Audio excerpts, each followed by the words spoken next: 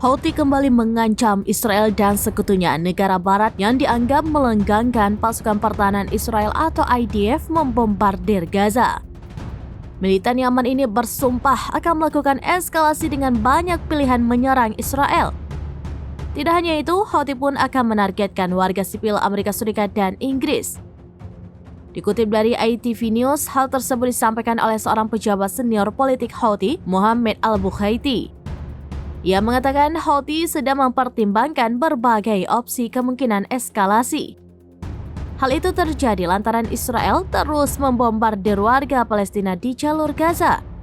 Al-Bukhaiti juga mengatakan Houthi akan menjangkau serangan langsung ke Amerika Serikat dan Inggris. Militan Yaman ini mengaku tidak akan ragu menyerang lantaran menjadi hak sah bagi Yaman. Namun hal itu akan dilakukan jika Houthi memiliki roket dan pesawat tempur yang bisa menjangkau kedua negara sekutu Israel.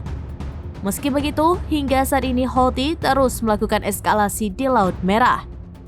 Gerakan pejuang Ansarullah ini bersumpah akan terus menyerang kapal-kapal Israel dan Barat jika Zionis melanjutkan operasi darat di Gaza.